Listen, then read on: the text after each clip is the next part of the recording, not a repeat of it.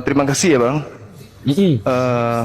Meski saya tidak puas dengan jawaban Abang Saya belum menjawab semua, Iya. satu-satu Iya. supaya interaktif dialognya, karena nanti semua akan saya tanggapi apa yang tadi Bang Zuma sampaikan. Pertanyaan Supaya saya tadi interaktif itu, aja. saya ingatkan apakah Tuhan bisa berhenti menjadi Tuhan, kan itu ya? Tuhan tidak ada. Oke, lanjut. Abang sendiri mengatakan bahwa segala sesuatu diciptakan oleh Allah yang ada di atas muka bumi ini. Berarti Yesus ciptaan dong. Belum lagi kalau kita membaca Yohanes 1 nomor 3, segala sesuatu itu bersumber dari Dia. Berarti Yesus ini adalah sesuatu yang diciptakan, yang bersumber dari pencipta langit dan bumi. Yang perlu dipahami di situ adalah tentang bersumbernya itu jangan didefinisikan bahwa Yesus itu diciptakan sama seperti manusia lain. Tapi Yesus dia itu adalah ciptaan, sesuatu yang sangat spesifik, sangat khusus. Iya, Adalah boleh saya jelaskan Tuhan yang dulu? datang. Boleh saya jelaskan dulu? Ya. Tangan Yesus, kaki Yesus, jasad Yesus itu adalah ciptaan. Itu nggak mungkin bukan, karena Ya, Tuhan karena Yesus pencipta. adalah manusia. Iya, betul. Karena itulah dia ciptaan, Bang. Sabar dulu. Sabar dulu. Kemudian ketika bercerita tentang Nabi Musa alaihissalam, ini penting untuk dicatat. Yang mendengarkan ini, utamanya teman-teman Kristen. Al-Quran mengatakan Nabi Musa berdoa, "Ya Tuhanku, aku tahu engkau ada. Aku tahu engkau itu pasti ada. Dan aku tahu engkau itu wujud ada." Wujud dalam bahasa Arab itu ada. Tetapi aku ingin melihat wujudmu. Aku ingin melihat dirimu. Aku ingin tahu kamu itu seperti apa bentuknya. Tapi Allah kemudian berfirman melalui perantaraan tabir, "Lantarani, kamu tidak akan pernah bisa melihat aku." Keluaran 33 nomor 20. Tidak ada manusia yang bisa hidup melihat aku. Itu satu. Jadi melihat Yesus bukan melihat Allah, bukan melihat Tuhan, tapi melihat ciptaan Tuhan. Maka disitulah yang saya bilang tadi, kalau Tuhan datang langsung ke dunia, maka dunia ini selesailah sudah. Oleh karena Disitulah itulah Tuhan dia datang Oke, Bang. menggunakan sarana daging. Firman itu dibuat menjadi daging, Sabar. menjadi manusia supaya dunia ini tidak binasa ketika Sabar. Tuhan datang ke bumi. Bukan Tuhan yang datang.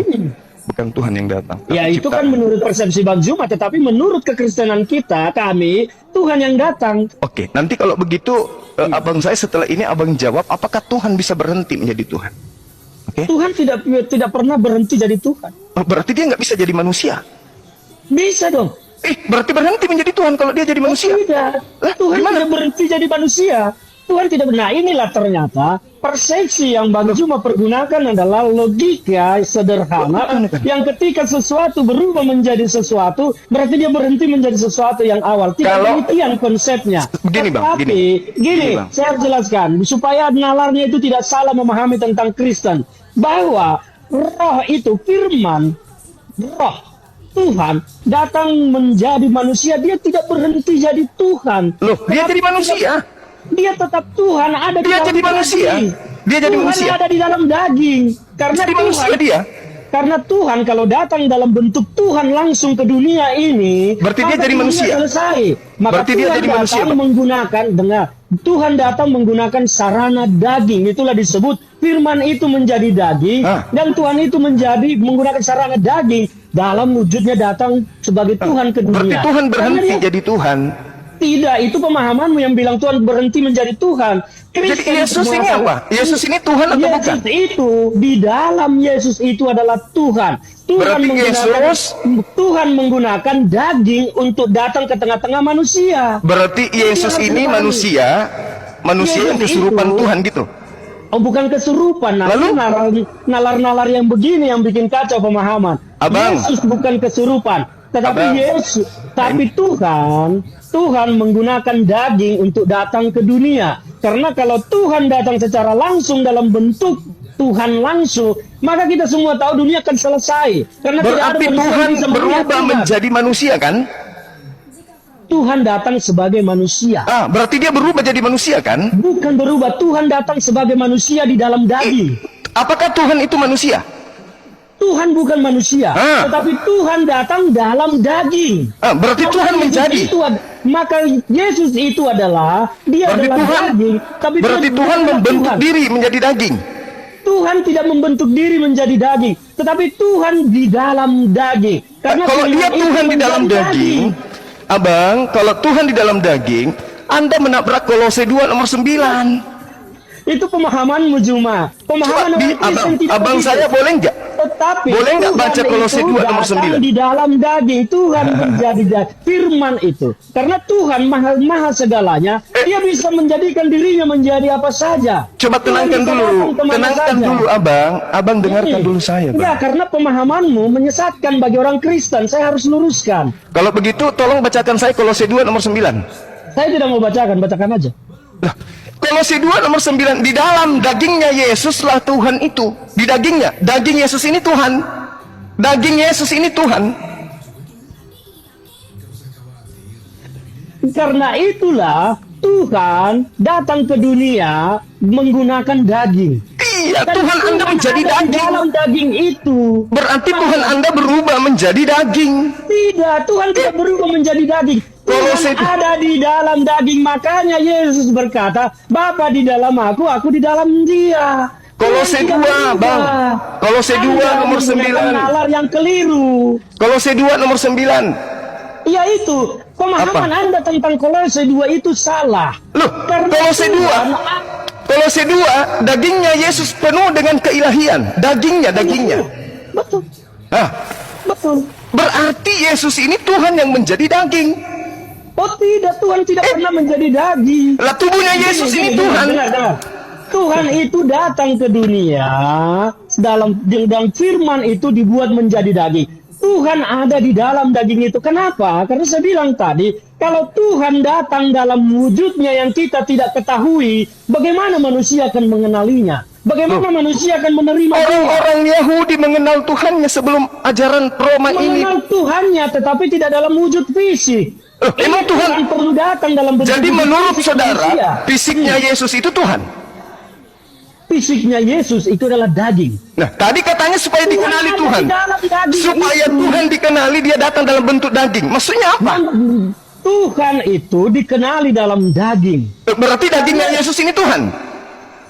Ini kalau debat seperti ini tidak mau menggunakan nalar yang lebih Loh, luas, ya memang akan Abang satu. yang tidak gunakan nalar, bukan saya. Tidak menggunakan nalar. Saya sudah jelaskan tadi bahwa Tuhan itu ada di dalam daging. Oke. Dia datang ke dunia. Oke. Karena kalau Tuhan datang dalam wujud aslinya yang kita tidak ketahui, siapa yang bisa melihat? Siapa yang bisa mendengar? Tidak Berarti ada. melihat mukanya Yesus melihat Tuhan. Kenapa? Putus. Berarti melihat mukanya Yesus melihat Tuhan. Putus ya. Halo? Halo Bang Juma. Halo? Terus Bang Juma. melihat muka Tuhan. Tar, putus. Saya tidak mendengar Bang Juma. Halo Bang Juma. Bang Juma. Bang Juma. Sinyal Anda Sat, mungkin suara saya kedengaran. Ini ya. Suara apa? Sinyal Anda mungkin kurang bagus di sana ya. Kok putus-putus di saya ya. Saya tidak bisa ini. Oke. C. Oke. Gimana tadi gimana? Jadi melihat muka Yesus itu melihat muka Tuhan. Melihat Yesus tidak melihat muka Tuhan secara fisik. Loh, tadi Ya, katanya tidak supaya ada manusia Tuhan mengenal dalam Tuhan. fisik. Tadi Mengenal katanya Tuhan supaya dalam manusia bisa ajaran, melihat Tuhan, mengenal maka Tuhan dalam mewujud ajaran jadi yang manusia. dibawa mengenal Tuhan dalam ajaran yang dibawa Yesus, karena Tuhan akan memperbaharui perjanjiannya dengan manusia. Jadi yang dikenal bukan fisik Tuhannya, karena Tuhan tidak memiliki fisik. Yesus Loh, itu secara daging adalah Katanya manusia. Tuhan supaya Tuhan dikenali, dia datang Supaya- dalam bentuk fisik. Bang Juma, yang dikenali itu adalah ajarannya. Loh. Dan apa hukum-hukum baru yang dibawa oleh Yesus. Berarti Yesus bukan Tuhan. Dikenali dalam bentuk fisik. Berarti Anda Yesus jangan bukan memaksakan Tuhan. Hah? Berarti Yesus bukan Yesus Tuhan. Tuhan, Yesus Tuhan datang. Ya ahlal kitab la taghlu fi dinikum wa la taqulu 'ala Allahi illal haqq. Innamal masih wa Isa ibn Maryam rasulullah wa kalimatu alqaha ila Maryam wa ruhum minhu fa aminu billahi wa rusulihi wa la taqulu thalatha intahu khairal lakum. Innamallahu ilahu wahid subhanahu an yakuna lahu walad lahu ma fis samawati wa ma fil ard wa kafa billahi wakila. Wahai ahlul kitab, janganlah kamu berlebih-lebihan dalam menjalankan agamamu, dan janganlah kamu mengatakan terhadap Allah kecuali yang benar. Sungguhnya Al-Masih Isa putra Maryam hanyalah utusan Allah dan makhluk yang diciptakan dengan kalimatnya yang dia sampaikan kepada Maryam dan dengan tiupan roh darinya. Maka berimanlah kepada Allah dan Rasul-Rasulnya, dan janganlah kamu mengatakan Tuhan itu tiga. Berhentilah dari ucapan itu lebih baik bagimu. Sungguhnya hanya Allah lah Tuhan yang Maha Esa, Maha Suci. Dia dari anggapan mempunyai anak. Miliknya lah apa yang ada di langit dan apa yang ada di bumi. Cukuplah Allah sebagai pelindung.